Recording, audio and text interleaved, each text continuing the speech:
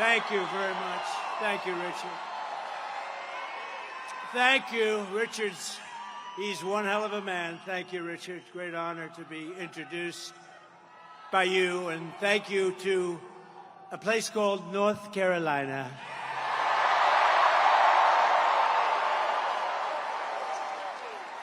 And I have these incredible women from North Carolina right over there.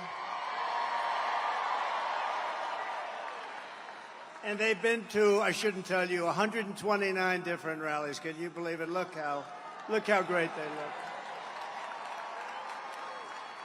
And their husbands love them. I don't know how the husbands do this. They travel all over, and finally we have one in North Carolina, nice and easy. It's nice and easy for you. No, they're incredible people. 129 rallies, it's great. But it's really tremendous to be back in this beautiful state with thousands and thousands of proud, hardworking American patriots, which is what you are.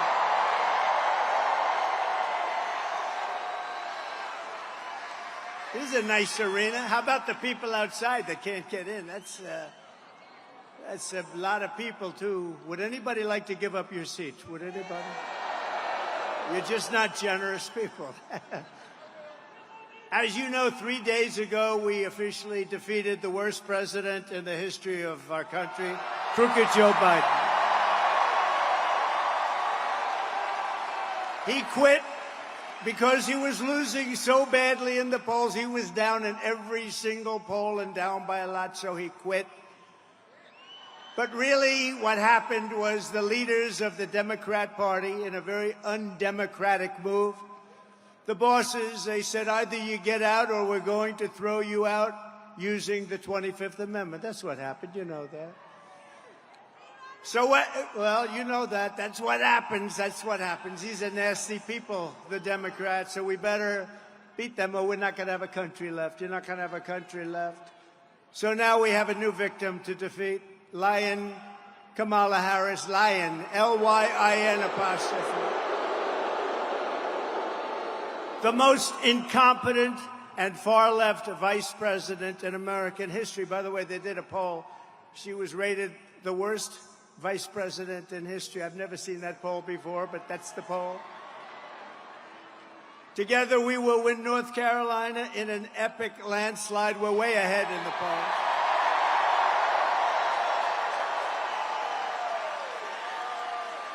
And we will take back that beautiful White House, and we will very simply make America great again.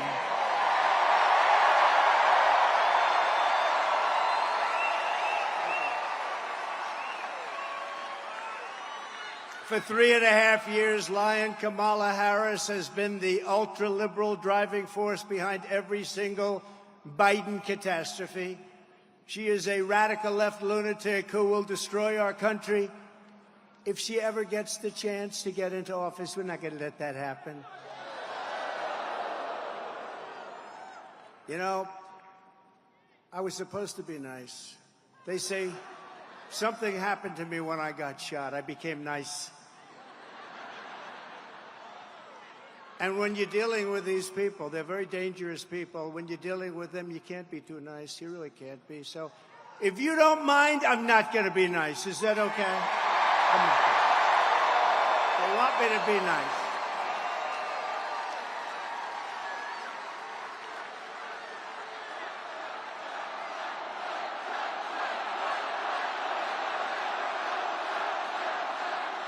Thank you. Kamala Harris is the most liberal elected politician in American history. Did you know that? She's an ultra-liberal politician. She's absolutely terrible. She's, as you know, more liberal than Bernie Sanders. Can you believe it? She's rated far more liberal than Bernie Sanders. And she's now trying to get rid of her record, but she can't. She's going out and saying things that she doesn't believe in. If she ever got in, she'd destroy this country so fast. So she was the border czar, but she never went to the border, right? She was appointed by this horrible president, this horrible guy. How this guy got to be president in his basement. He stayed in his basement. And we did a lot better the second time than we did the first. How this guy got to be president, what they've done to this country in 3.5 years, and we're going to turn it around. But what they've done to our country is unthinkable. As borders are, Kamala threw open our borders and allowed 20 million illegal aliens to stampede into our country from all over the world. As vice president, she cast the tie-breaking votes that created the worst inflation in a half a century, decimating middle-class families and hurting very badly, as you know, all people in North Carolina. And by the way, Laura says hello. Laura, do we love Laura? How good is Laura? She is terrific. She has done a tremendous job. You know, I'm saying it now because if I forget it later on, they'll say he's cognitively challenged. I don't want to be cognitively, no, but I want to thank her because she's unbelievable. She loves it. I'll introduce Michael in a couple of minutes, but I want to remember to introduce Laura. She's been a fantastic daughter-in-law and wife to Eric.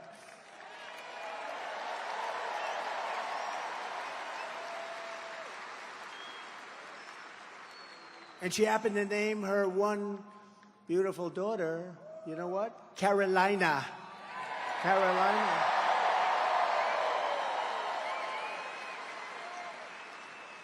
I said, which one? Which Carolina? She said, well, North, of course.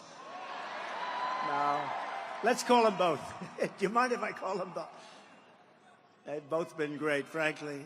And when Kamala Harris was sent to Europe to deter Russia, what a joke that was, from attacking Ukraine, how did that work out? Russia answered by launching the invasion just 5 days after she left. Putin laughed at her like she was nothing. She is nothing. She's so bad for us. Everything Kamala touches turns into a total disaster. She's destroyed San Francisco with her policies. Check out San Francisco. 20 years ago, it was the greatest city in our country. Today, it's not a livable city.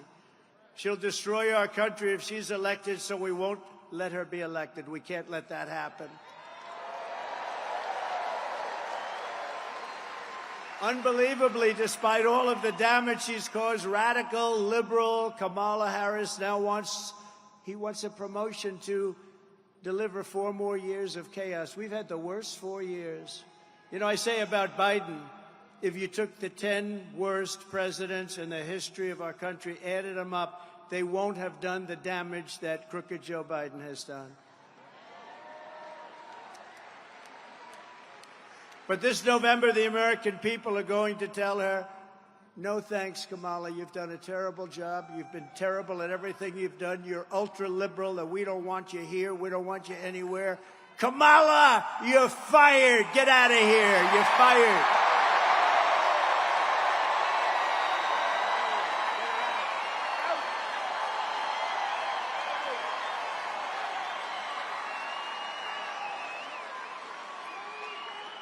And yet the fake news, which a month ago said she was incompetent, said she was a stiff, just a dopey stiff, the worst. Nobody talked to her. She was firing her staff left and right. The staff hates her. Oh, wait till you see the stories that are going to come out about her staff. Oh, if that were me, they'd be all over the place. But the fake news tries to cover her up. But wait till you see, she was the worst with the staff of anybody. But the fake news is talking about lying Kamala as if she's the savior of our country. That she's so brave. I've never seen a turnaround like this. 3 weeks ago, 4 weeks ago, she was the worst politician in America. Now they say, isn't it amazing? Look at her. She's so beautiful. She's so magnificent. She has a crowd of 1,000 people the other day. And the fake news, and they worked hard to get that crowd. We have crowds of 25, 30, 40, 50, 60, 70,000 people.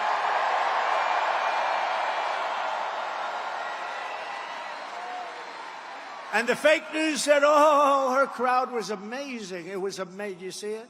The other day, she had maybe 1,000 people. I doubt it. They worked their asses off to get those people to go, and I wonder what they gave up. They said, oh, this is such a big crowd. She's got such momentum. I don't think she's going to have a lot of momentum after this speech because I'm telling you about her, right? We're telling you the facts. I'm just giving you the facts. But they said it was such a big crowd, such a beautiful crowd. They never mention our crowds. Like this crowd. Look at this crowd.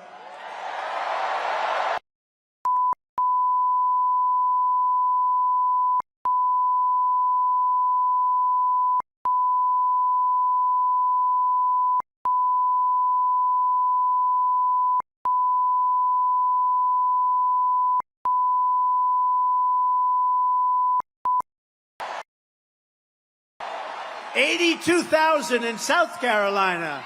82,000. And by the way, we would have had a number here that would have been through the roof. But, you know, we are confined. As beautiful as this arena is, I just met the owner. He said it's an all-time record. Because, you know, they have basketball, hockey, but with basketball, hockey, you can't fill up the floors, right? So we set the all-time record, and he's a very nice gentleman, great family. But we set the all-time record. And if this thing were twice as large, it would be filled up with the people outside. 68,000 people in the great state of Alabama, 68,000. And then we did one in the South Bronx, and that can be a rough place. But we did one, and it was like a love fest. This was an amazing thing. We had 25,000 people in the South Bronx. Amazing.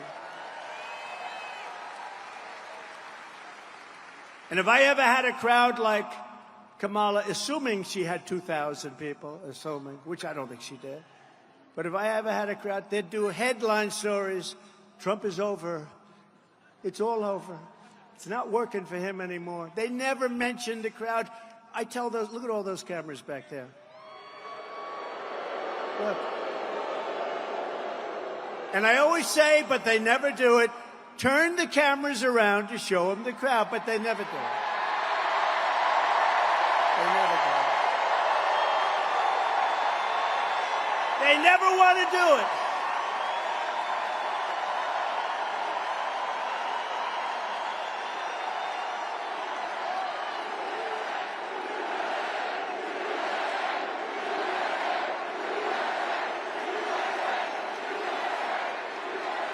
They just don't want to do it.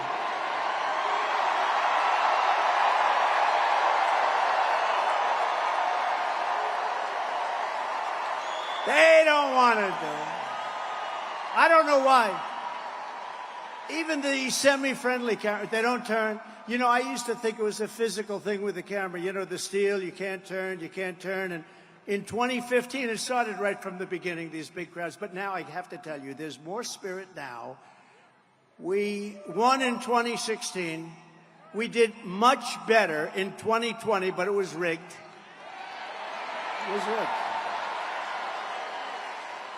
But this is bigger than 2020. This is bigger than 2016. And I think the reason is you like me a lot, but you know what you really like? When you look at the incompetent administration that we have with the inflation, with the Afghanistan, with all of the things they've done wrong, everything, the borders are. When you look at how bad they are, you say, you know, I like Trump, but now I really like Trump because we don't want to go back. Front row Joes. Front row Joes.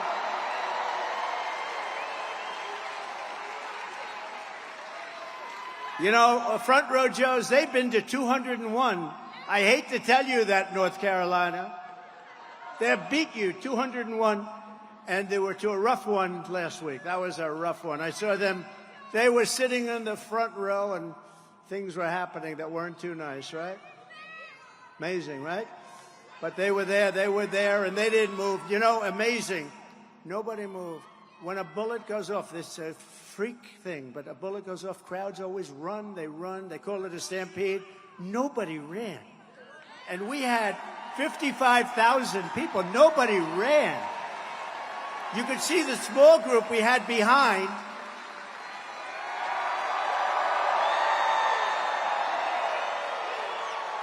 And, no, you could see the group behind because the camera was on. We had a tremendous, you know, like hundreds of people from the press. We had cameras going on. And you could see behind me, they were like this. How about the guy right behind me in the black with the green hat? And he's looking like this. Oh, that guy I want to meet him. But they had a lot of guys like that back there. But did you see him? They've only played that clip about 5,000 times. They see it every day. It's over and over. But you see how brave. Normally when something like that happens, everybody but Richard will leave. Richard will stay. He's a tough cookie. But no, everybody scrambles. They run. Nobody ran. Same thing with the group out front. The group out front was the big group. Thousands and thousands of people. Nobody left. They just stood there watching because they saw that I was in trouble. Either I was in trouble or something was happening because I had a lot of blood on my hand. I checked out. I said, oh, gee, what's this? But no, they saw that. And when I went down, they saw that, and nobody left. It was like, the whole thing is like a big love fest, let's face it. It's a whole big love fest. It's amazing. We love you, man. We love you. We love you. We love you. That was a horrible thing. That was a rough thing. And say what you want, the Secret Service, the ones on this day, on the dais, these guys right here, the tough cookies, they ran. Bullets were flying. Bullets were flying, and they were running right at me. And it was a rough, horrible, horrible time. And they said, sir, we have a stretcher for you. I said, you're not putting me, I'm not getting on a stretcher. They had a stretcher. I said, that's not going to look very good if I get carried out on a stretcher. Hello, everybody. Thank you, everybody. They said, I'm not getting, where are my shoes? My shoes got knocked off. They tackled me so damn hard. But it was a terrible thing in so many ways. And as you know, we lost somebody who was fantastic, Corey, fantastic. His family is fantastic.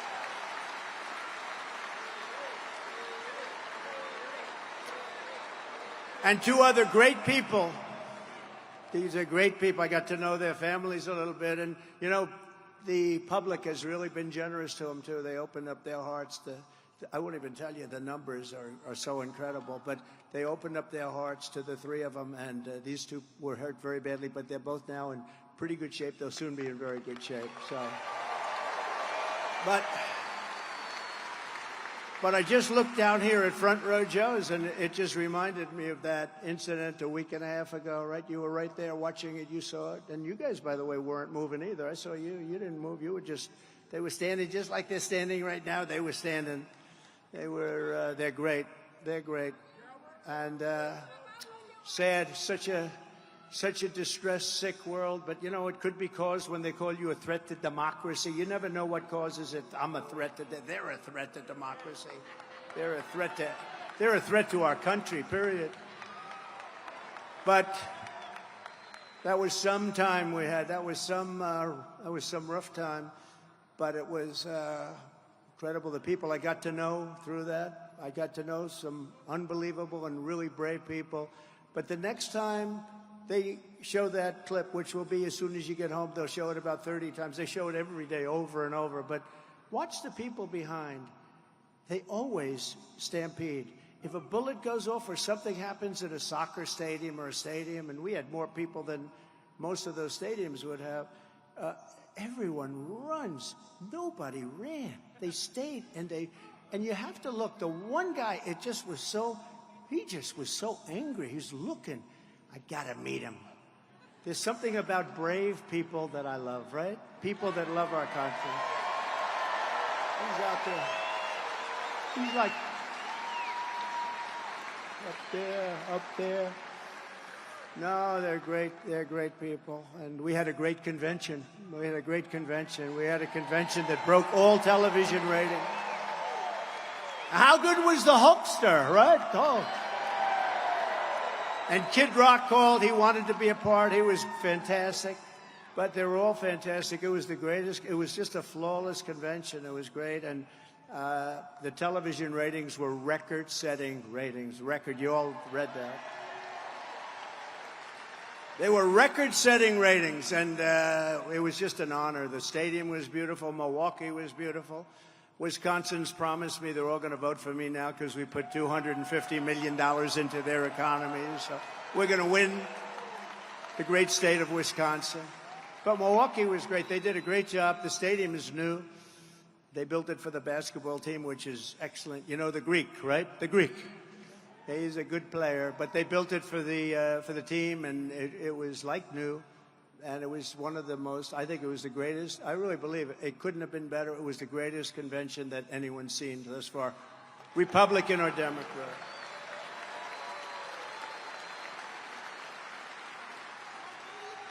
But getting back to a subject called Kamala, who's the worst. You know, I ask you this question because this has never happened before. So Biden's running. I wouldn't say his debate performance was one of the best, right? Do you agree? That's where it all started, with the debate. The downfall started that night with the debate. The debate was like, that was a rough debate. He said, "Y'all had a bad night." No, he had a bad night. He had a bad everything. He had a very bad night. But it started really with the debate. It was all, you know, the game was up. They say the jig was up, and it was indeed up, but it started with that, and then it only got worse. And we were leading him by 11, 12, 14, 15 points, and then he decides to get out because the bosses said, "We're not going to have you." He didn't want to get out, but they told him, "You're getting out." They said, "You're getting out. You're getting killed in the polls. You can't win." You saw that. You can't win. You're getting killed. So now they bring in this one who's worse than him. She's worse than him because he's a fake liberal. You know, he wasn't that liberal. He was fake. She's a real liberal. She really is a real liberal. She's much worse than him. Now, if we start beating her in the polls by 10 or 15 points, are they going to bring in a third candidate? It's like, you know, Trump is killing this guy. All right, out. Let's bring in a new one. Out, out. And then maybe at some point they get one right, but when will that stop?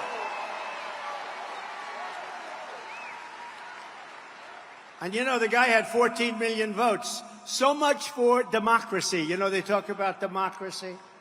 He had 14 million votes, and they said, "We're going to give it to somebody with no votes." She had no votes. In addition to her horrendous record as vice president, Kamala Harris has also been caught red-handed perpetrating the biggest scandal in American political history. For 3.5 years, Harris shamelessly lied to the public to cover up Joe Biden's mental unfitness, claiming that Crooked Joe was at the absolute top of his game. I don't think so. I don't think so. I wish him well, but I don't like him. He's not a nice person. I mean, he's not a nice person. He's trying to put me in jail. Why would I like him, right? That's the first time. Oh, first time. And she's the one behind it. And she's got a new line, you know. She's going, "I'm the prosecutor." She's one of the worst prosecutors in history. She destroyed San Francisco. "I'm the prosecutor, and he's the convicted felon," or something. A radical left judge in an area where every one of these cases, every one of them is brought by them. So think of it. They get me to that position, and then their campaign says, "I'm the prosecutor, and he is the convicted felon." That's their campaign. I don't think people are going to buy it. And we won our big case. You know, we won the case in Florida. That was a big one. We won that one. And I got out by beating their Justice Department, and he got out of the same case, except his was far different because he had 50 years of documents, right? He got out by being incompetent. The prosecutor said he had no memory. He basically said he's incompetent, so he shouldn't stand trial. Can you imagine? He can be president, but he can't stand trial. What's that about? But, no, but it was all headed up by her because she's a prosecutor, a really bad one. If Kamala will lie to you so brazenly about Joe Biden's mental incapacity, then she will lie to you about anything. She can never, ever be trusted. She can't be trusted. And just like crooked Joe Biden, Kamala Harris is unfit to lead. She's unfit to lead. She'll destroy our country. In a year, this country will be destroyed. A vote for Kamala is a vote for 4 more years of dishonesty, incompetence, weakness, and failure. Other than that, she's doing an excellent job. A vote for Trump Vance. How do you like? How do you like it? J.D. Vance. How do you like him? A vote for Trump Vance administration is a vote to restore leadership, competence, common sense, and strength back to the Oval Office like we had it just 3.5 years ago. If Kamala Harris gets in, she would be the most radical far-left extremist ever to occupy the White House times 10. There's never been a lunatic like this in the White House, and we've had some bad ones. But the worst one is Joe, actually. As a senator, Harris was ranked the #1 most left-wing Democrat in the Senate. Think of that. She's ranked the #1. That's not what this country wants. She makes Bernie look like a moderate. You know, he looks like Bernie Sanders. He's actually quite moderate by comparison.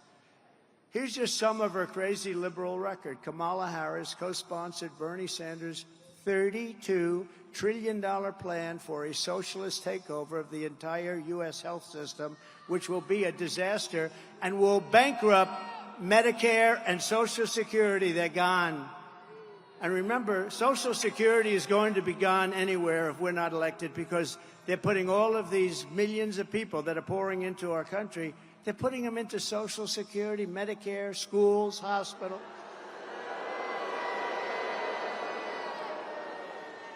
And we all have a big heart, but some of those people are tough, from prisons, from mental institutions, terrorists. When asked if her plan would outlaw private health insurance for 180 million Americans, Kamala replied, "Let's just eliminate all of it." That's all she said. We'll eliminate all. That's nice. Thank you very much, Kamala. She endorsed free taxpayer-funded government health care for all illegal aliens, everybody that walks into our country that's illegal. This is why they come. When these stupid people, they're stupid, low IQ people, when they say, we're going to give you health care, we're going to give you everything, they come. You're not going to say, we're going to give you all of these things. They're going to come, even if they're fine in their country. And people are being killed in the caravans, especially women. They're dying on the way up. It's horrible. It's horrible. You have to see the real numbers. She co-sponsored the $100 trillion Green New scam with the goal of completely abolishing the oil, coal, and natural gas industries, which would reduce the United States to a third world country. No more oil, no more gasoline.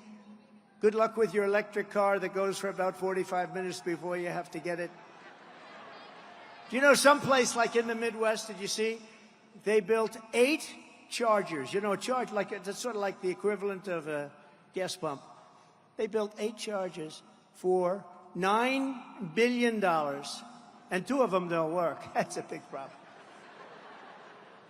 And if we were going to charge up the entire country for the electric car, if we were going to charge up, it would cost $5 trillion. That's more money than we would have. We would have to file for bankruptcy. And they don't care. They say, let's do it anyway. She said that a 70 to 80% tax hike is, quote, a bold idea that should be discussed. She wants it 80%. You know, I gave you the largest tax cuts in history. She wants to take them away and increase your taxes. I don't think you're going to be too happy. Kamala publicly boasted, quote, "There's no question I'm in favor of banning fracking." She wants no fracking. Now, that pertains to Pennsylvania, Texas. It pertains to Oklahoma. It pertains to a lot of other places, more so than you, but it pertains to you where your wallet, because you're going to be paying a lot of money. You're going to be paying so much. You're going to say, bring back Trump, please, please, please bring back Trump. We want Trump. We want some common sense, please. She supports mandatory gun confiscation to rip firearms out of the hands of millions of law-abiding gun owners. She wants to take away your Second Amendment, which we need. Lion Kamala is also a total radical on a word called, do you know this, right? A word called what? Abortion. She's a radical crazy person. When you compare my position on abortion to that of Kamala Harris, my position is 8 points higher in the polls, and that's because she is so radical. She wants abortions in the 8th and 9th month of pregnancy. That's fine with her, right up until birth, and even after birth, the execution of a baby, because that's not abortion, that's the execution of a baby. You remember the governor, you remember the former governor, the current governor is excellent. The former governor of Virginia, he said, yes, we may have the baby, and then we decide with the mother what to do with the baby. This is after the baby is born now. She supports that. She supports taxpayer funds to pay for abortion for any reason whatsoever. She even voted against legislation that would require medical providers to give care to babies born alive after an attempted abortion. Think of that one.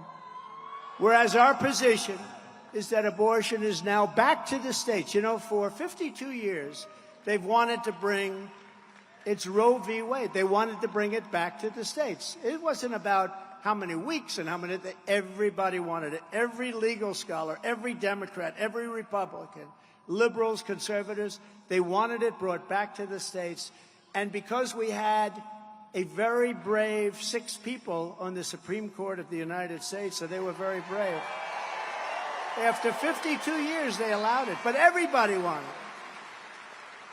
And they were brave to do it, and now it's up to the will of the people in each state, and it's happening in Ohio. They voted, and frankly, it came out to be more of a liberal policy, but they voted, and it's getting back. In Kansas, you saw what happened there. Somewhat of a liberal policy. Texas goes, and Alabama goes, and other states, but it's all being voted on by the states. It's back in the hands of the people, and the state returns the age-old question to where it belongs, and it belongs with the people, and it belongs over time, and you see what's happening, and you see how it's working out. Like Ronald Reagan, very importantly, I happen to support. You have to go with your heart, but I happen to support the 3 exceptions: rape, incest, and the life of the mother. I think that's the way. But follow your heart.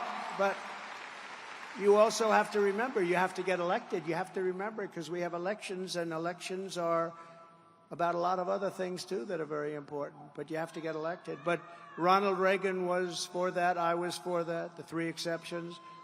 And as Vice President, Kamala Harris cast the tie-breaking vote to cut, as you know, Medicare by $273 billion. She cast a vote to cut Medicare. Nobody knows that. She doesn't want people to know that. Now what she's doing is she's running away from Israel. She refuses to go to Bibi Netanyahu is in Washington. She refuses to do that. Even if you're against Israel or you're against the Jewish people, show up and listen to the concept. But she's totally against the Jewish people. And it amazes me how Jewish people will vote for the Democrats when they're being treated so disrespectfully and badly. It amazes me. It's shocking. I don't get it. I don't get it. Kamala even wants to pass laws to outlaw red meat to stop climate change, and she's... You know what that means? That means no more cows. You know, this is serious. No, this means no more cows. I guess eventually she's going to mean no more people, right? No more people. So if you want socialist health care, nation-wrecking inflation, the death of American energy, and a lying radical left liberal San Francisco extremist as your commander-in-chief, then Kamala Harris is your candidate. She's the one for you. Just like she destroyed San Francisco, she will destroy our entire country. And let me tell you, it's in pretty bad shape right now anyway. What they've done in 3.5 years, especially, I mean, think of Afghanistan, the most embarrassing moment, day in the history of our country. We got out of weakness. We were going to get out, but we were going to get out of strength and dignity. We were going to get out. They left, you know, $85 billion worth of brand new equipment, brand new, beautiful military equipment. I rebuilt the military. They got equipment that I bought, and they left it in Afghanistan. And you know that Afghanistan now, the Taliban, Afghanistan is the second or third largest seller of military equipment in the world. They're taking this gorgeous stuff and they're selling it, and they're making a fortune because they don't need 700,000 rifles and guns. They don't need 77,000 trucks and cars. Many of them are built with all steel bottoms. They're all guarded up for the horrible bombs that they had to endure. They're all very expensive. These are very expensive things, and they're selling them now because they just need a tiny fraction of what they were left. We were going to take it all out. We were going to keep Bagram, the big air base.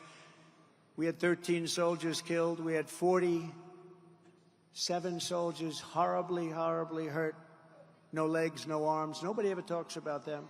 They talk about the 13 dead. They never talk about the 47 that have been so horribly hurt. I mean, just, it's so bad. It's so horrible to see. But 47 is an important number. Maybe there's something to it. You know, 47, that's an important number.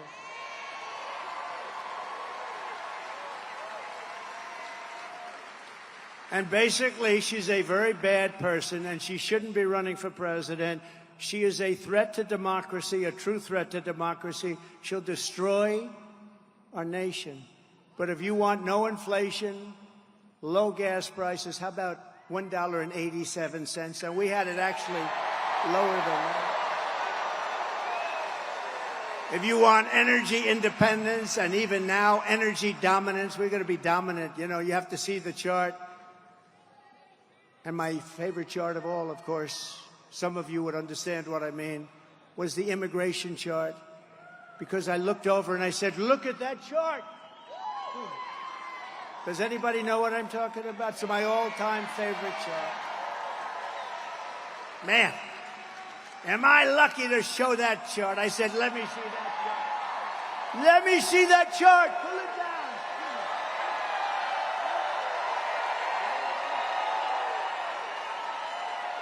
That wasn't good. That's my all-time favorite chart. It showed how great we did on immigration. My last week in office, we had the lowest number of illegal aliens that we ever had coming across our border. I was very proud of the chart. You see it go like this, and then it goes like a skyrocket. But forget that. I like it for other reasons, too. I will sleep with that chart for the rest of my life. But if you want the greatest economy in history again, and freedom, if you want freedom, real freedom, because we're going in a very bad direction, then you must vote for a gentleman named, perhaps you've heard of him, Donald J. Trump. Perhaps you've heard of him.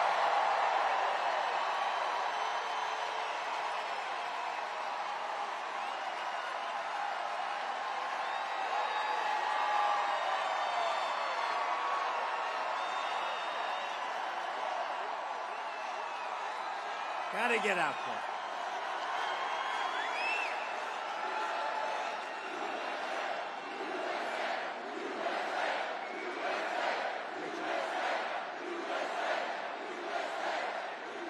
Kamala Harris's California socialism would kill the American dream forever. You know, you don't hear about the American dream anymore. We're going to bring back the American dream for our children. Under Trump-Vance administration, and he's terrific. By the way, he's been incredible. You know, he wrote the great book on workers, about how workers were being horribly taken advantage of. Became a movie, big best-selling book, became a great movie, actually. And he's a great guy. Went to Yale Law School without any connections because his father passed away and his mother had some difficulty. And you get into Yale without any connections, that's pretty good. And he was a great student. Then he met his beautiful wife at Yale, two smart people. It's really an amazing story. Amazing. Became a senator from the great state of Ohio. Ohio loves him. So he's exactly what we want. And he's a very common sense guy. But we'll bring back that American dream bigger, better, and stronger than ever before. Bigger, better, and stronger. And remember, there's no issue on which Kamala has been more unhinged than her wild pursuit of open borders. She's crazy. She's crazy. Who could want open borders? Who could want that? It's like, who could ever want men playing in women's sports in a much smaller way? Did you see a beautiful woman volleyball player 2 weeks ago got badly hurt? I didn't know you could get hurt in volleyball, but when the ball comes back at you at 140 miles an hour, I guess that can hurt. Got knocked out. But playing with a man who transitioned. And she was a top player. She said, "I've never seen a ball come at me like that. I played volleyball for a long time since I'm a little girl. I've never seen a ball, Richard." She said, "I've never seen a ball come." What about race car drivers? Do you want to have a couple of transitioned race car drivers? Maybe that's okay. Actually, that could work. That could work. I have a good one for you I'd like to recommend. That could work, maybe. But she said, "I've never seen a ball come." Or the weightlifting records. You see what's happening there? For 18 years, they had a record. 18 years. A quarter of an ounce and a quarter of an ounce on the barbells, right? A quarter of an ounce. Little tiny thing. And she goes, Olympic tryouts. Mom and Dad are in the front. And I hate to do it. You know, my wife says it's so unpresidential when you do that. Can you believe it? So I'm embarrassed. I used to give it a big push, but now I'm embarrassed. You know, I know I'm embarrassed to do it. She said, "Darling, your speech was wonderful, but please do stop with the weightlifting and the swimming. It's so unpresidential." You know, she's a class act. But I said, but people like it. People like it. She looked good 2 weeks ago coming into that arena, right? Melania. She's a class act. Yeah, turn off your cameras for a second, okay? Boy, that's a lot of cameras. Man. No, they get it up and they can't quite do it. Oh. Mom, I'm sorry, Mom. And a guy comes out for the tryouts. He comes out. "Have you lifted before?" No, I haven't really tried it. Oh. Well, give it a shot. Bing, bong. Right? How crazy is it? Or the swimmers, the All-American swimmer. She's getting ready. She's going to break the record. It stood for 12 years. And she's beautiful, beautiful, strong. And she looks left and she sees all the girls she's grown up with. Because as Richard will tell you, those great, talented people, like Richard wanted to drive race cars more than anything else. But he didn't quite have the courage to put that pedal to the floor like a couple of your competitors that we know so well, right? So instead he said, "Hell, I'm going to own the cars and I'm going to make a lot of money. This is too much for me," right? He had Dale Earnhardt. These guys were going around the track and Richard's driving. He said, "I don't know. I can't do that. I understand. That's the way it is." But he became the best at what he did. And some others, too, that I know that are friends. It's a great, by the way, that's a great sport. That whole thing is great. How you do it is amazing. It's so amazing. We should send you into, I've always said, get some of these guys. I have a lot of friends in that world. I don't know. I think, is it Roger Penske, like a great guy, too? He won 20 Indianapolis 500s. This guy wins all the time. I mean, we appreciate talent. I said, let me use these guys to guide our military a little bit. When you can win so many races, that's okay, you know? You guide. Same thing with coaches. You take some of the greatest football coaches, you put them at a table. "What do you like, Coach?" Because in its own way, it's not so much really different. But it's been sort of amazing. But she looks over left and she sees, and then she looks over right and she sees a lot of the young ladies that she grew up with, girls. They're girls, and now they're mature women. They want to break this record. They want to qualify for the Olympics. And then right next to her is this giant. He's got the wingspan of Wilt the Stilt Chamberlain. You know Wilt the Stilt, 7'2", the longest arms ever recorded. And she looks and she goes, oh, who is this? Oh, he transitioned. and he's in the swimming contest. He's in the meet, and this meet is a big deal. And she's a little nervous, but she's going to break that record. And they say, on your mark, set, go. And she goes, and she goes, and she goes. But she got, as you know, very badly injured, right? You know what it was? Wind burn. She got burned by the wind. He went so fast by her, she suffered massive wind burn. We had to take her out of the pool. Massive wind burn. No, it's so crazy. Men playing in women's sports. It's demeaning. Who could want this? Who could want open borders? Who could want high taxes? Who could want high taxes? Who wants this? They have so many things. You know, we're the party of common sense because we're conservative with it, but we're the party of common sense. And we have to get back to common sense.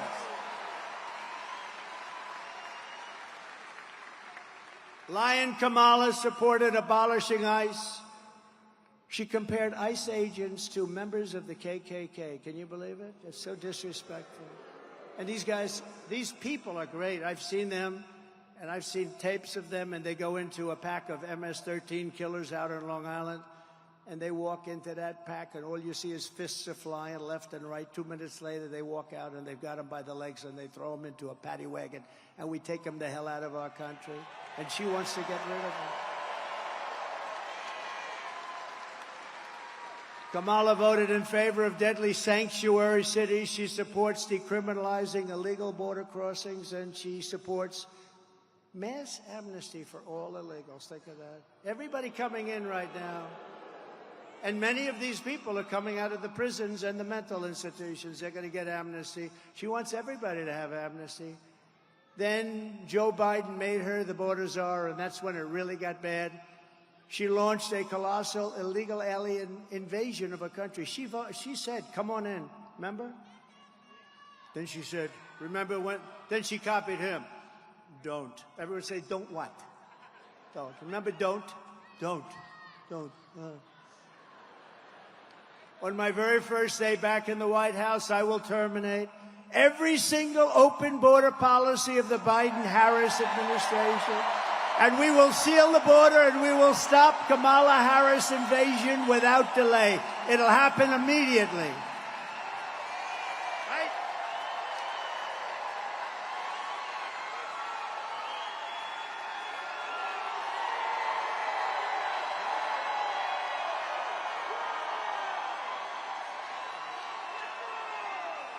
We will do it immediately. Under border czar Harris, illegal aliens are pouring in by the millions and millions and millions. It's going to be 20 million, maybe more than that by the end. You ever hear of gotaways? They don't include gotaways. You know what a gotaway is? The people that get in, which is probably most of them. It's probably already over 20 million. You know, we're losing 300,000 people a year to fentanyl that comes through our border. We had it down to the lowest number, and now it's worse than it's ever been. We had the best border, the most secure border we've ever had, and now in just a short period of time, we have the worst numbers in history. They're coming not just from South America, but from Africa, from Asia, from the Middle East. They're coming from everywhere. They're coming from all over the world, from prisons and jails, mental institutions, and insane asylums. You know, they go crazy when I say the late, great Hannibal Lecter. Okay, they say, why would he mention Hannibal Lecter? He must be cognitively in trouble.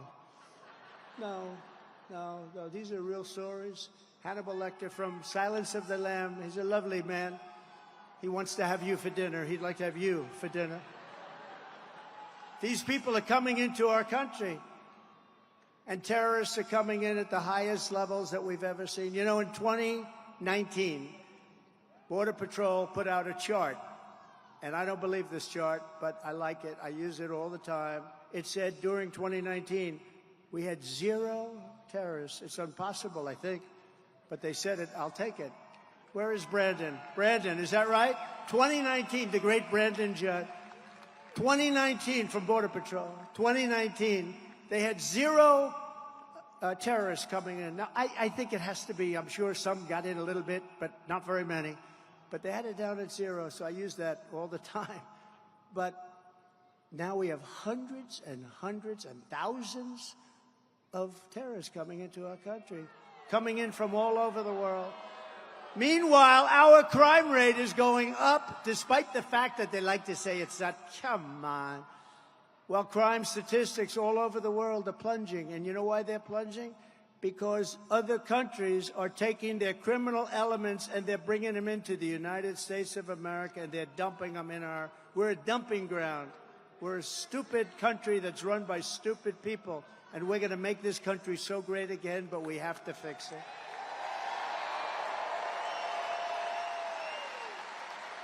In Venezuela, which was ridden with crime, crime is down 72% because they're sending all of their criminals to the United States of America. Now think of it. Next year, what we'll do? Oh, if they win, I never want to say, I never say, we're going to win. They cheat like hell. We got to get out. We got to, too big to rig and all that stuff. But if they ever got in, we will have another meeting. We'll do it in Venezuela because it'll be much safer than any place in the United States. Because by that time, we'll have all the criminals from all over the world in our country, because that's what's happening. You're not going to teach a criminal not to be a criminal. It's just not going to happen. Maybe a little bit, but you're not going to happen. One of the countries, the president of the country, I don't want to really mention the name, but he's a nice guy. I know every one of them. They're very smart people. They're very sharp. They're at the top of their game. Our guy was not at the top, and this one is just, she never could be. By the way, lousy student, failed her law exams. Did you know that? She couldn't pass her bar. She couldn't pass her bar exams. Okay, does anyone know that? They're not going to do. They say that on NBC News. Ladies and gentlemen, we have breaking news. Kamala Harris could not pass her bar exams. But she's going to be a great president, right? No, she couldn't pass her bar exam. She couldn't pass anything. Couldn't pass everything. She couldn't pass anything. But just think of this. These countries, and if I were the head of one of the countries, I would be worse than any of them. I mean, some of them actually have half of their prison population still. I wouldn't have any.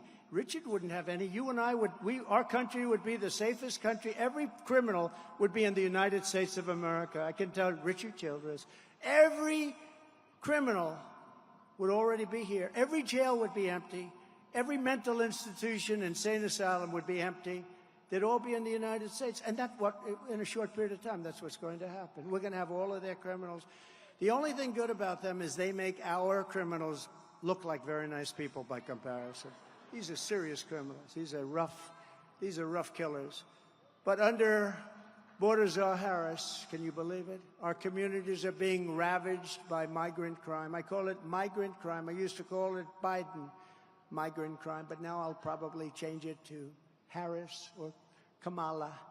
You know, it took him about, 4 years to pronounce her name right, and then she did an overthrow. That was a very undemocratic move, wasn't it? Earlier this year, a 15-year-old girl in Massachusetts was raped by a migrant who Biden and Harris flew into the United States against all orders. In upstate New York 2 months ago, another 15-year-old girl was attacked by an illegal alien that just walked into our country, assaulted with a metal pipe, abducted, driven to an isolated area, raped and killed. And in Texas last month, 12-year-old Jocelyn Nungari was tied up, sexually assaulted, and strangled to death by 2 illegal aliens who Biden and Harris released into the United States and refused to get them out. What kind of a vice president or what kind of a border czar allows these monsters to come into our country? And this is just a small portion. These people are here now by the hundreds of thousands. And remember this, it's like anything else. They're just getting comfortable. They've just gotten here a little while ago. So you haven't seen the kind of crime that's going to be inflicted on our country. They're just getting comfortable. They're getting used to being here. They don't know about the words politically correct yet when you catch them and you do nothing, and then you catch them again and do nothing. They don't know. The only time they do something, if it happens to be Trump, because he talks about how the rigged election was a disgrace. Oh, he should get the electric chair because he said the election was rigged. But if you rape and kill somebody and strangle them and dump them in a creek, that's okay with these people because they're crazy. And we don't want these people running our country anymore.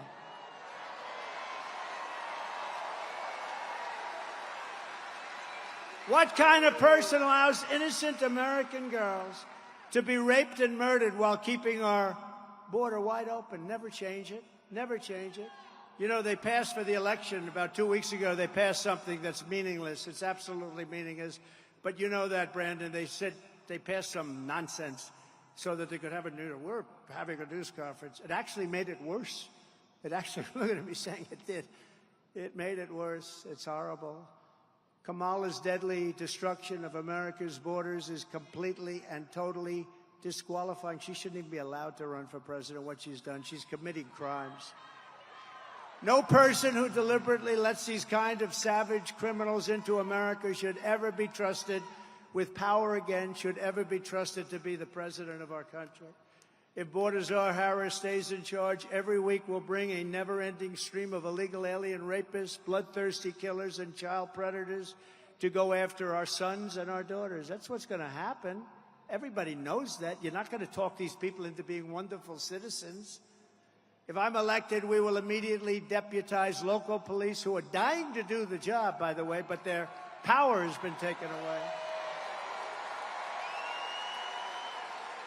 And we'll form a massive dragnet to scour the nation for the monsters who are murdering and raping children all over the world. Many of them have come here because they're looking for them in their own countries for rape, for murder, for all sorts of things.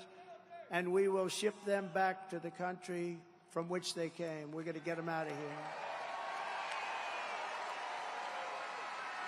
You know, when I first came here, I don't tell this much, but you couldn't get them back. I said, well, we're going to get them out. MS-13 in particular, the most savage, vicious gang. They killed two 16-year-old girls walking to school. They killed them with a knife. They sliced up their body. They didn't want to use a gun because that's too quick. They didn't want to use a gun. They sliced them up. They sliced them up into pieces. They killed them. And Nancy Pelosi said they should stand trial, you know, nice fair trial. No, these are monsters. But when I first came here, I said, we're going to get these people out, MS-13, and the general came up to, sir, President Obama at the time. President Obama has been trying for 4 years. President Bush has been trying. They've all been trying. The countries won't accept them. They don't want their MS-13 back. I said, really, you can't get them back? No, sir. What they do is they put major big aircraft, commercial aircraft, on their runways so that when we're getting nearby, we can't land, sir. And then they clog up the roads, right, Brandon? They clog up. He knows because he was trying to send them back. They couldn't send them back. Then they clog up the roads so the buses and cars, every way, you can't get back into their countries. And they tell the people, we'll give you the death penalty if you come back in. Other than that, they're quite friendly, actually. So I said, really, they won't accept them? Yes, sir, we have to live with them. I said, we're not going to live with them. I asked, how much money do, like, Honduras and Guatemala, El Salvador, Mexico, how much money do they get from us for economic development and aid? Sir, we pay them $750 million a year. Now, that's peanuts compared to all of it, but still a lot of money. We pay them $750 million a year, sir.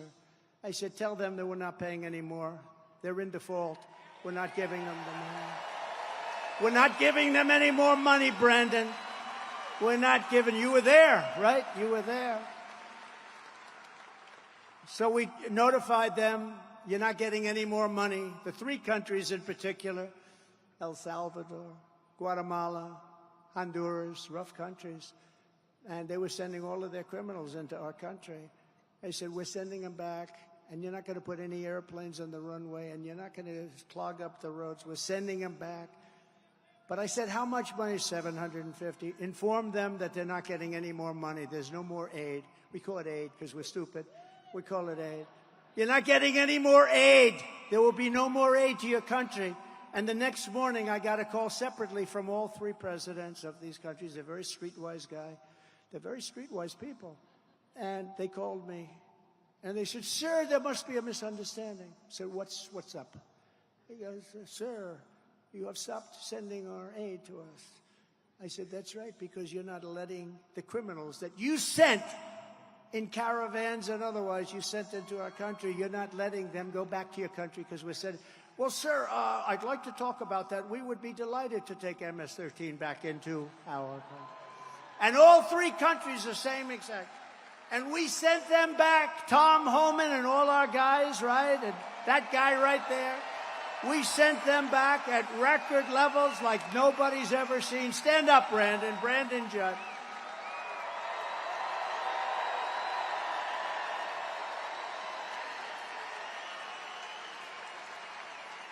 Right, Brandon? We sent them back. Brandon was shocked because he was the head of the Border Patrol. And I'll tell you a little secret. He's not supposed to endorse anybody. He's really not. But he got so fed up with the incompetent people that when I ran, he said, I don't care. I'm endorsing Trump. I said, you're not supposed to do it. I said, I don't. And he never wavered, did he? He never wavered. Him and his whole group of people, they're incredible. These are incredible people. You know, it's much easier for him not to do the job. But they don't want that. They want to straighten out our country. They love the country as much as anybody in this room. They want to work. It's risky. It's dangerous. They don't want to not do their job. They want to make our borders strong and our country safe. And we're going to be doing that in 6 months. We're going to be doing that. You know, unfortunately, we have to wait till January 20th. But I can tell you that November 5th will be the most important day in the history of our country. We're going to take our country back from these lunatics. During her entire time as border czar, Kamala has not had a single conversation with the chief of Border Patrol or the unions or anybody. Did they ever call you? Did they ever call Brandon Judd, please? Get him on the phone. Brandon, how are we doing on the border? Now, I used to call. He goes, horrible. How are we doing on the border, Brandon? We're doing. He just goes, horrible. But I'd call you all the time, right? I'd say, how the hell are we doing, Brandon? And we were doing great. That's why the chart, right? But we were doing great. But they talked to the 4 top people on the border. Have you ever spoken to Biden? Biden doesn't know he's alive. You know, the head of the FBI was, you know that, right? He was in front of Congress today. And one of the great congressmen asked him a question. Have you ever noticed in all your meetings with Biden that he's cognitively a degenerate? And he said, no, I never noticed that. I never noticed that. No, really, there was nothing to talk about. I never noticed that. Now, anybody that says that, you know they're not telling the truth. It's a very serious thing. It's a very serious thing. No, I didn't notice. I didn't notice. No, I didn't notice. I didn't notice he couldn't stand up. I didn't notice he can't walk. And I didn't notice he can't think and he couldn't talk. Other than that, he's doing quite well, however. Thank you. No, he didn't notice. That's a very bad thing. A very bad thing. A very sick thing. We're pleased to be joined today by former president of the National Border Patrol, and that's the man I've just been talking about. He's been so incredible. The Patrol Council, the head guy and the boss, Brandon Judd. Thank you, Brandon. Thank you.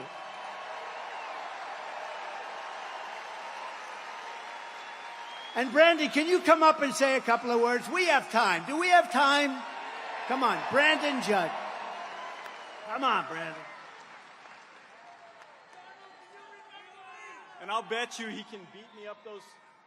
I'll bet you he can beat me up those stairs. Remember when Biden challenged him to a golf match, and yet Trump was just playing with Bryson DeChambeau?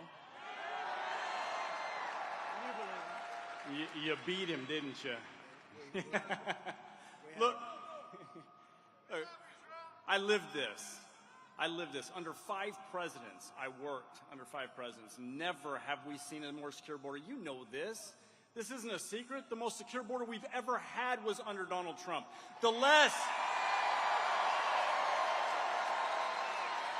We had fewer drug overdoses under Donald Trump. We had fewer criminal aliens under Donald Trump.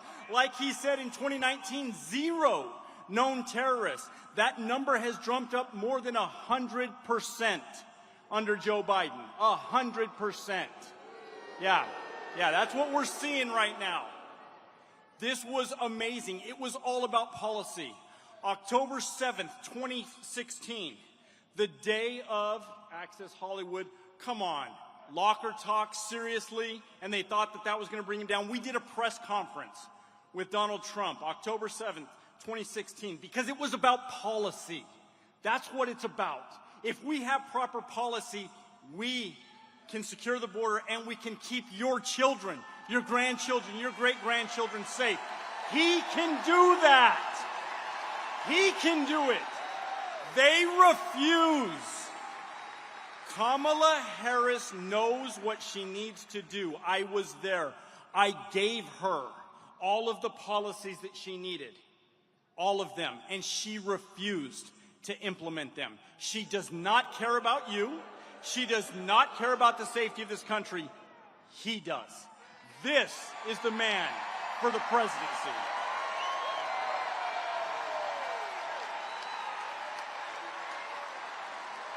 Thank you. Wow. That was great. Thank you, Brandon. Thank you very much. He does some job. He does some job. Now that she's running for president, Kamala is suddenly trying to transform her personality to pretend she is tough on crime. She's so bad on crime. In fact, Kamala Harris was the original Marxist district attorney. She was the first of them. You know, you hear all about them in Philadelphia and Los Angeles. She was the first. She was worse than any of them. She supports ending cash bail nationwide. She wants no bail. If you murder somebody, just go home and relax. Murder a couple of other people. Which means releasing violent criminals immediately after arrest. She supports stripping police officers of legal protections, ending jail sentences for parole violators. And in 2020, she helped raise $35 million to bail out criminals released from jail after they shot at our police, looted stores, sexually assaulted innocent victims, and committed many other very serious crimes. She was giving them money and bailing them out. One of the dangerous criminals Kamala helped bail out of jail was Sean Michael Tillman. You know that name, a repeat offender who, with Harris's help, was set free. He then went on to murder a man on a train platform in St. Paul, Minnesota, shooting him in cold blood 6 times, lying on the ground. Shot him in the head and in the torso 6 times.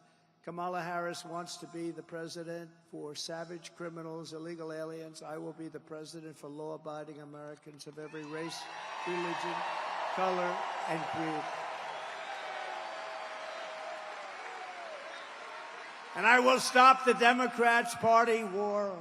Remember this.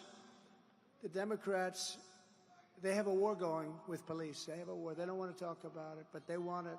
The Democrat Party has a war on with police. We will stand up to the Marxist district attorneys. Defund the police. That's what they want, defund. They want to defund. She wants to defund the police. Now, she's pulled back on it, but that's where she is going. Does anybody even understand the concept? That's like open borders. That's like men and women's sports. The same thing. I think it's maybe even crazier than any of them. We will give our police back their power, protection, respect that they deserve. We're going to give them back the respect that they deserve. Today, I am honored to receive the official endorsement of the National Association of Police Organizations, which is the largest in our country. It represents 250,000 police officers nationwide. It's such an honor to get it. To me, that's a great honor. To me, that's something that means the largest anywhere in the United States. It's the greatest people. I'd like to ask their president, Mick McHale, to come up and say a few words, please. Thank you. Thank you, Mick.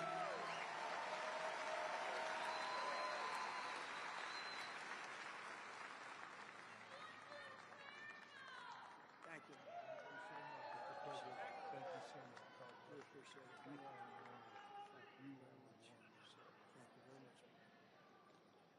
Ladies and gentlemen, I am truly honored to stand before you today, and on behalf of the National Association of Police Organizations, I am pleased to formally announce NAPO's endorsement of Donald J. Trump for President of the United States.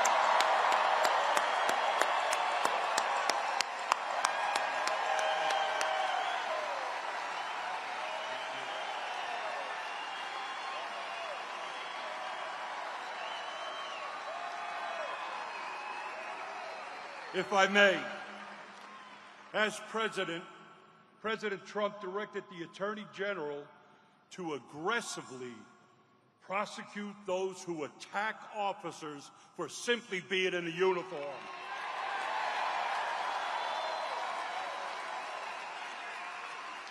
President Trump, he signed the Law Enforcement Mental Health and Wellness Act. And ladies and gentlemen, that's protecting the protectors.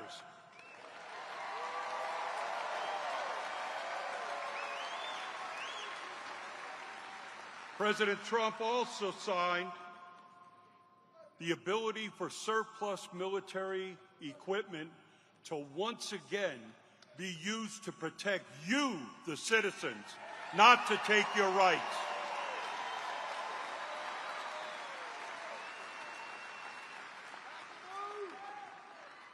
And one of the most important things that the President did, he recognized that the men and women who provide public safety, who are part of law enforcement, deserve the same constitutional rights as the people we serve.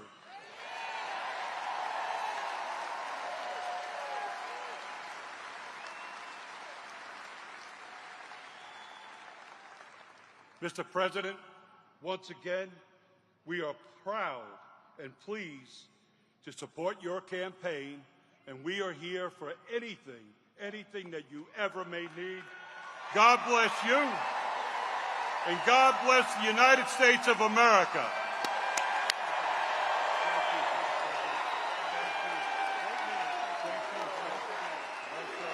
Thank you.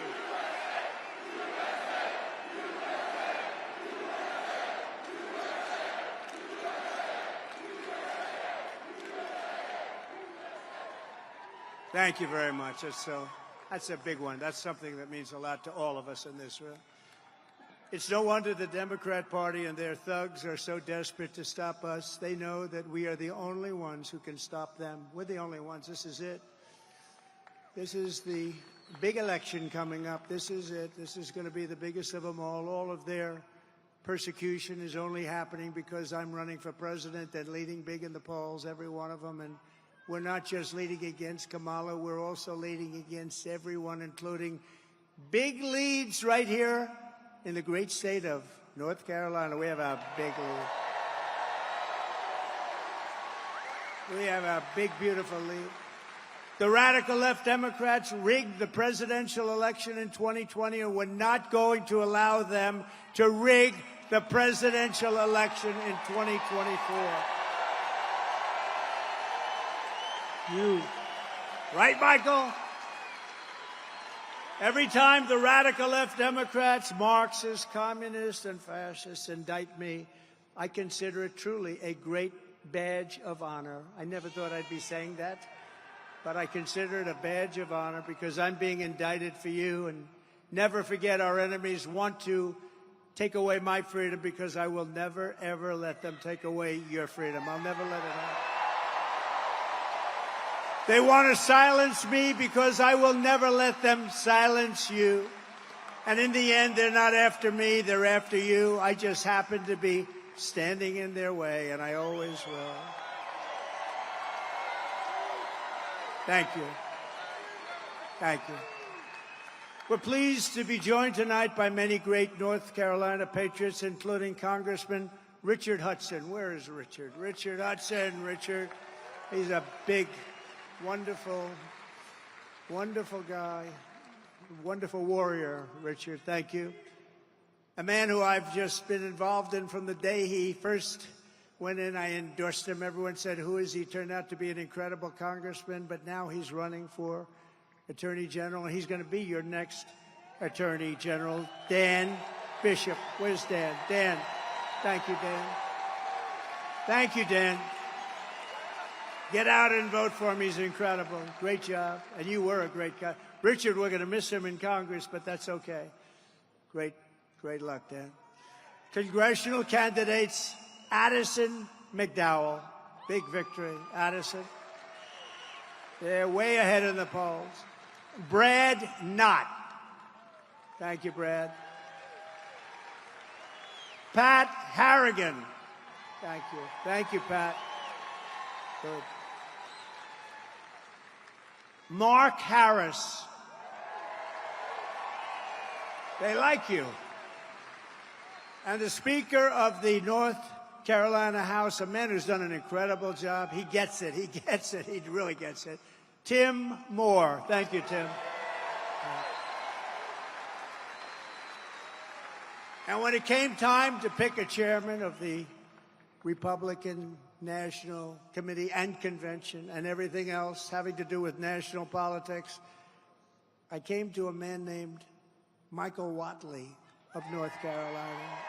And the reason is because at 10 o'clock in the evening, when we all had those televisions on, and I saw weird things happening, drops at 3:02 in the morning and all the things that were happening, North Carolina held totally steady. He had 602 lawyers working. He held it steady. And other states, I was leading by a lot, and all of a sudden people went to sleep. They thought that was over. And I said no, because I know how bad these people are. But North Carolina had held steady. He was the head of your Republicans in North Carolina, did a phenomenal job. So I immediately called him. I said, let's do it. And I got him. Please stand up. Please stand up. You have done a fantastic job. Fantastic. And working with Laura Trump, what a team that is, right? She's doing a good job, right? And I said, don't worry about the votes. Just guard the votes, right? Just guard. We have all the votes you need. Just guard the votes. And he's doing that, and he's doing it at levels that nobody's seen before. And I hope we're going to have a big, beautiful surprise, because we're not going to let them steal this election. And they didn't do it in North Carolina. Thank you. Thank you, Michael. Great job. A wonderful gentleman who I met a little while ago, Michael Verardo, and he is a wounded warrior and just a highly respected guy. Michael, wherever you may be. Michael? Hi, Michael. Wow. You look good. I'm not messing with you, Michael. Wow.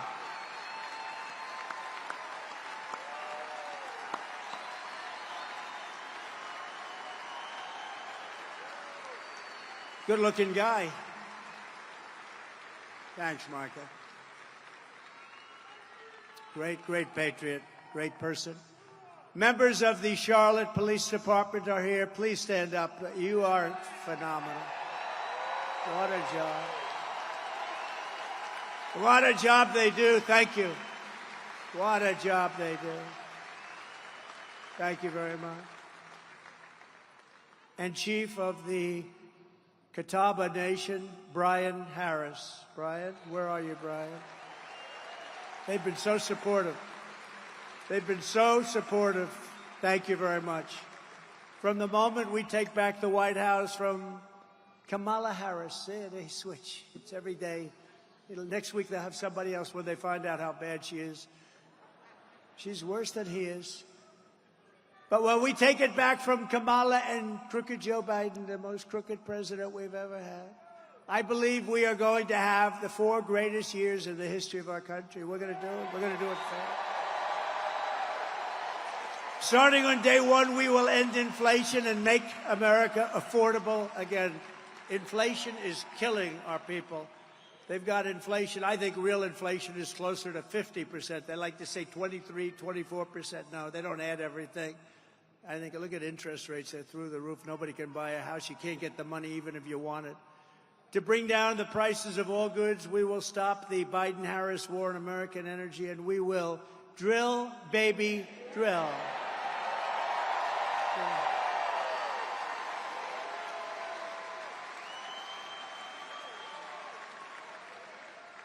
That includes racing car. You know, that's good. You're going to spend a lot less money for your gasoline. You have that special stuff. I will terminate the Green New scam, and I will end the Biden-Harris electric vehicle mandate on day 1. And we already gave you the largest tax cuts in history, but we will pass massive tax cuts for workers, and that includes, remember, no tax on tips. No tax on tips. No tax on tips. To protect North Carolina workers, I will revoke China's most favored nation status. Think of it. They're most favored because they're a developing nation. Well, we're a developing nation, too, because we've gone to hell and back. We're a developing nation, too. They are considered a developing nation, so they get advantages that we don't get. Not going to happen. And I will pass the Trump Reciprocal Trade Act. That means that if China or any other country makes us pay a 100 or 200% tariff or tax, we will make them pay a reciprocal tariff or tax of 100 or 200% immediately, right back. It's basically you hurt us and we hurt you, an eye for an eye. Look at it any way you want. Before I even arrive at the Oval Office, shortly after we, the people in this room, win the presidency, I will have the horrible war between Russia and Ukraine settled. We're going to get it settled quickly. I'll do it as president-elect. I'll do it. And I will be doing something that nobody else even talks about. We have never been so close. I will prevent World War III. We're heading to World War III. We're heading right into the teeth of it because we have stupid people representing us, and they're being represented against people that are at the top of their game. I will restore peace through strength, which is what we have. And in my next term, we will build a great Iron Dome missile defense shield over our country, a dome the likes of which nobody has ever seen before, and it will be entirely made in the USA.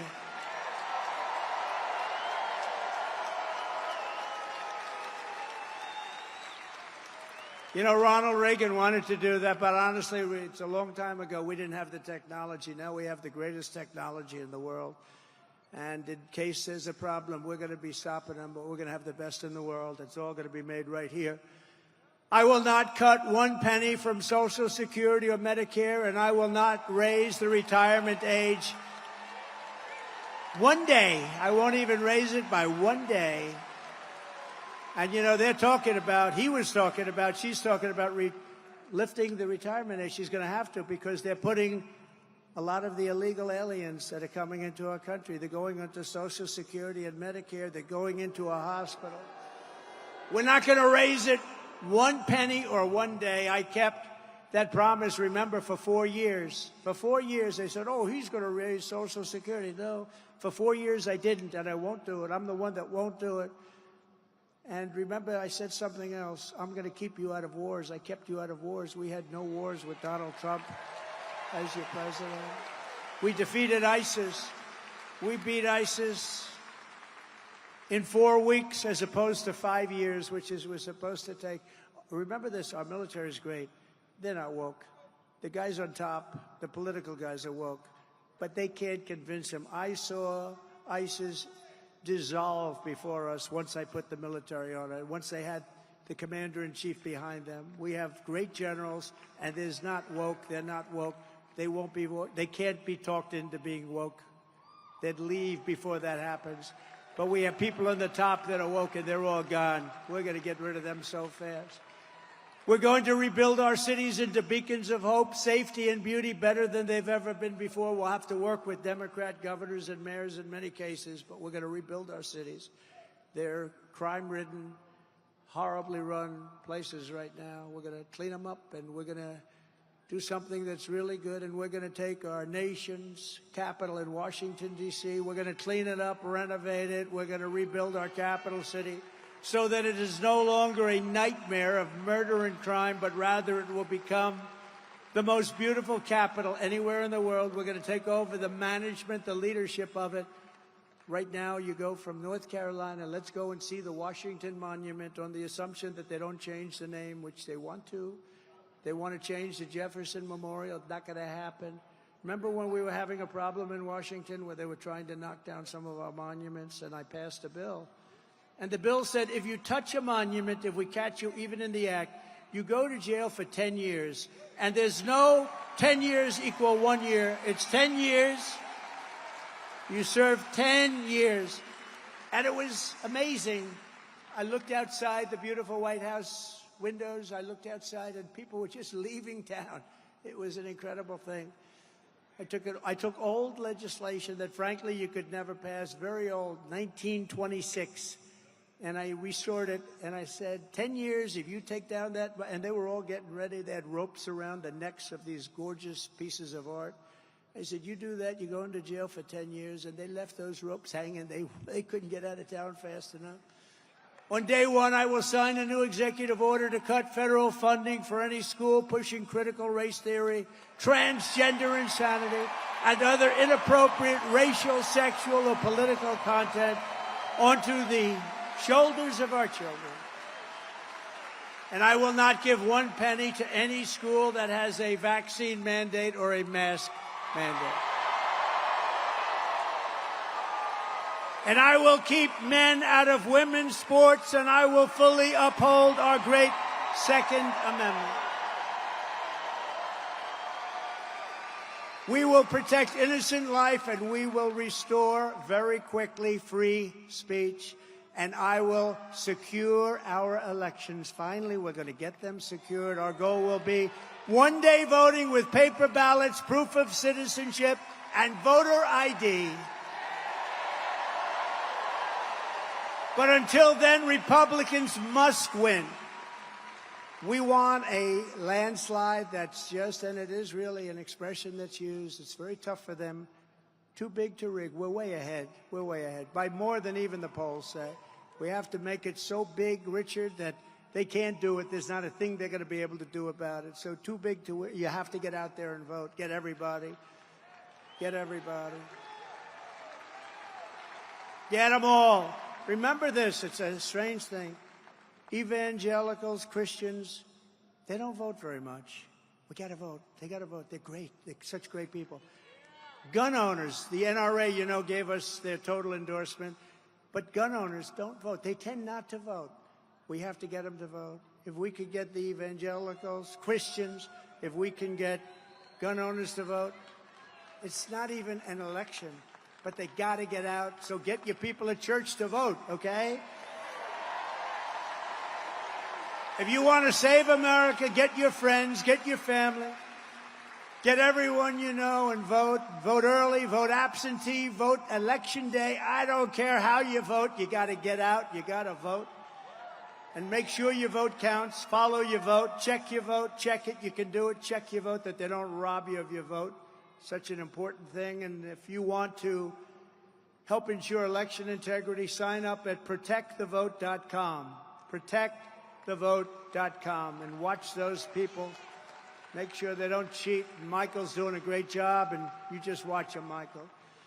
From Asheville to Raleigh, and this is, I have to tell you, an incredible group of people. The spirit, the incredible spirit. We have so much to say, but in conclusion, from Asheville to Raleigh, from Greensboro to Greenville, from Wilmington to right here in Charlotte, this state was forged by some of the toughest men and some of the strongest women ever to walk the face of the earth.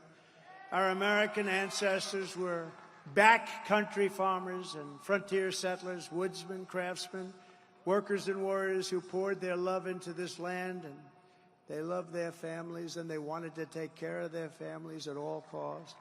They climbed the mountains, fought the battles, conquered the dangers, tamed the unknown wilderness, built the factories, and gave everything they had to make America into the greatest nation in the history of the world. But now we are a nation in decline. We are a nation in decline. Can you believe it? We are a failing nation. We are a nation that has lost its confidence, lost its willpower, and lost its strength. We are a nation that has quite simply lost its way. But we are not going to allow this horror to continue. Less than 4 years ago, we were a great nation, and we will soon be a great nation again. We'll be a great nation again.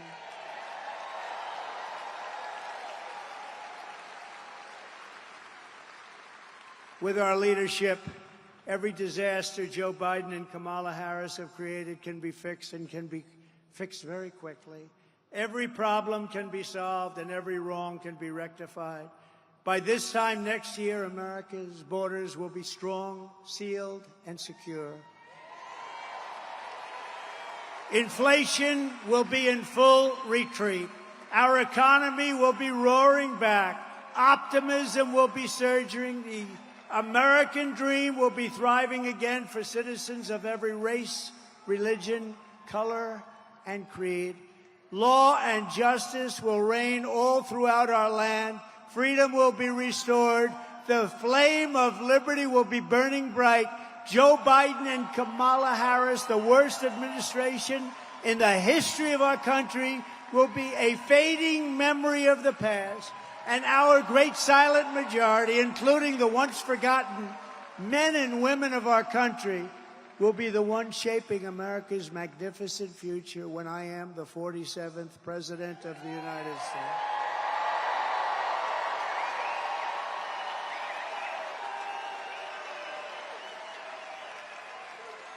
Because we are all Americans, and together we will show November 5th to be the most important day in the history of our country. There will never have been a more important day, because if we don't do the right thing, and if it doesn't work out, it's got to work out. If it doesn't work out, we won't have a country. We're going to have a great country again.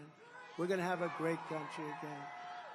We are one movement, one people, one family, and one glorious nation under God.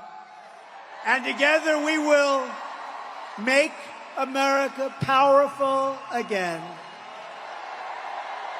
We will make America wealthy again. We will make America strong again. We will make America proud again. We will make America safe again. We will make America free again. And we will make America great again. Thank you very much. Thank you. God bless you all. Thank you, North Carolina. Thank you very much.